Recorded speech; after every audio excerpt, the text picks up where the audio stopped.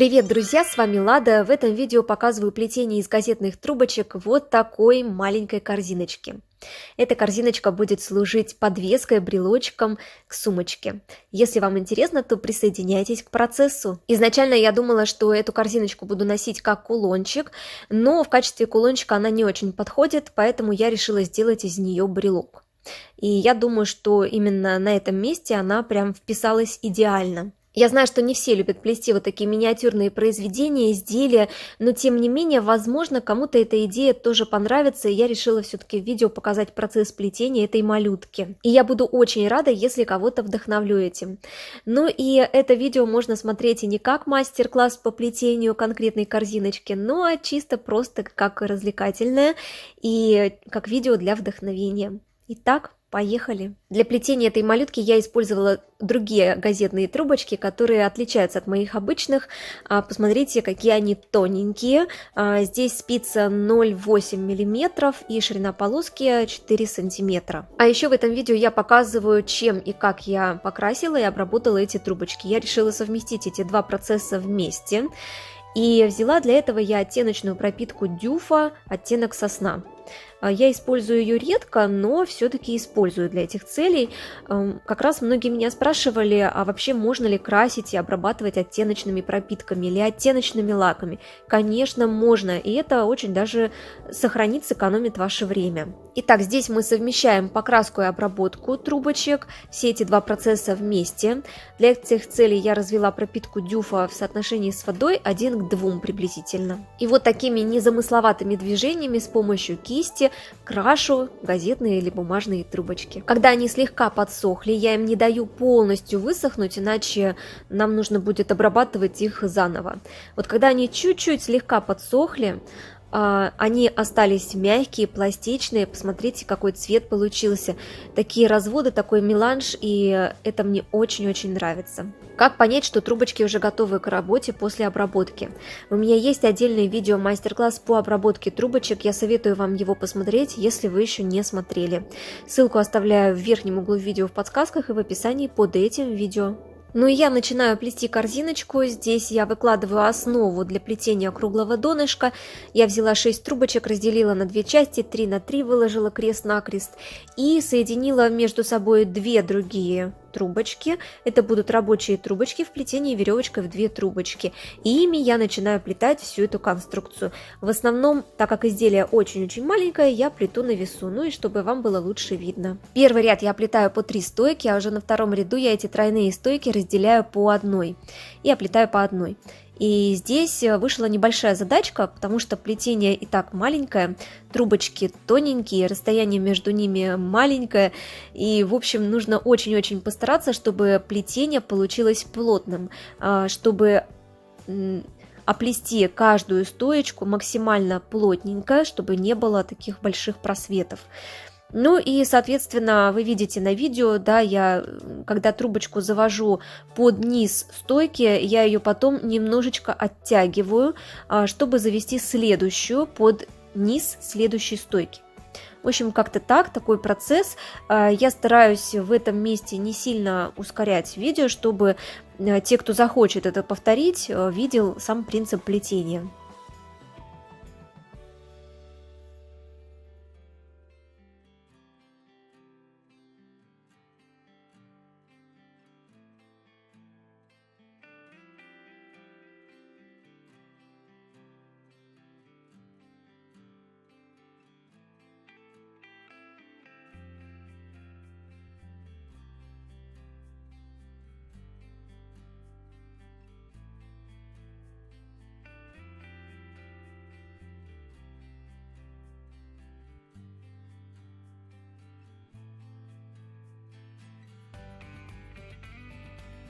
Ну а в этом кадре я уже показываю, что у меня первый ряд проплетен по одной трубочке стойки, и сейчас я доплетаю второй ряд.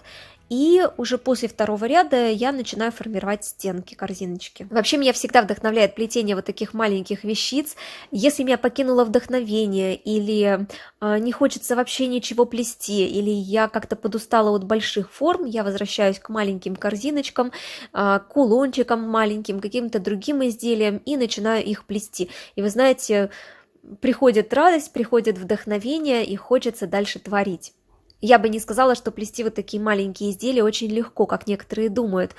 И здесь есть свои нюансы, но тем не менее, конечно, такие корзиночки плетутся очень быстро, быстрее, чем любая другая корзиночка среднего размера. И, конечно, если мы с вами смотрим на практичность, а некоторые в первую очередь этому моменту уделяют внимание, то вот такие маленькие вещицы, они не совсем практичные, они не несут какой-то важной роли. Но, тем не менее, они могут использоваться как сувениры, как подарочки, как элементы к подарочкам, как элементы к декору.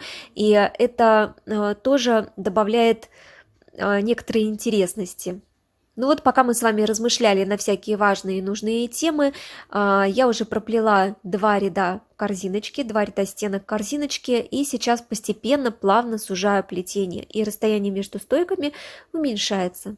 В этом кадре я показываю уже, что проплела 5 рядов, и я доплетаю 5-й ряд. Посмотрите, какая форма у корзиночки получается. Мне кажется, интересно смотрится. Здесь я заканчиваю ряд, так как изделие маленькое, то не всегда есть возможность убрать рабочие трубочки внутрь плетения. Поэтому здесь рабочие трубочки я убираю за стойки, то есть обрезаю там за стойками. И сейчас буду делать загибку. Эти все рабочие трубочки, они укрепятся в своем месте. Делаю загибку очень-очень простую. Сначала стойки завожу друг за дружку, вот таким образом, как на видео. А потом каждый конец стойки, который торчит, я убираю за следующий внутрь самой корзиночки. Там потом я это все обрежу.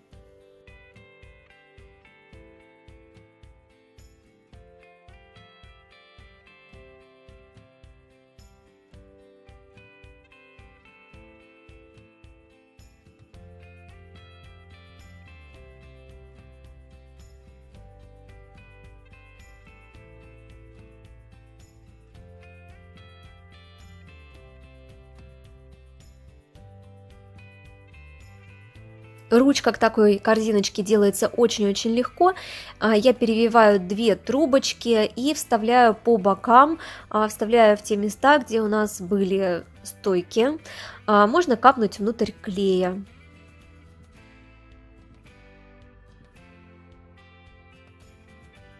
Ну вот такая малютка получилась. Здесь я показываю еще одну малютку, сплетенную из остатков трубочек. У меня оставалось штук 6 трубочек вот этих мелких, и я решила также еще маленькую корзиночку сплести, но она получилась еще меньше. Здесь я не делала вообще загибку этой маленькой корзиночки, вы видите, просто стойки обрезала. И я решила той же самой оттеночной пропиткой дюфа замаскировать все вот эти обрезанные места. Вот в этом кадре вы видите этот процесс. Тоненькой-тоненькой кисточкой я аккуратненько маскирую все то, что выделяется. Ну вот такие брелочки у меня получились. Напишите обязательно в комментариях ваше мнение, как вам понравилась идея, понравилось ли видео и понравились ли вам эти брелочки в виде корзиночки. Мне кажется, прикольно получилось, я обязательно и с удовольствием буду носить эти корзиночки в качестве брелочков, а может быть даже и в качестве кулона. И это будет опознавательный знак, что я плету корзины. Мне кажется, очень интересно. Как думаете? Ставьте лайки за мои старания, подписывайтесь на канал, здесь вы найдете вдохновение, смотрите другие интересные видео по плетению из газетных трубочек. Желаю вам легкого плетения, вдохновения, увидимся очень скоро в следующих видео и трансляциях. Пока-пока!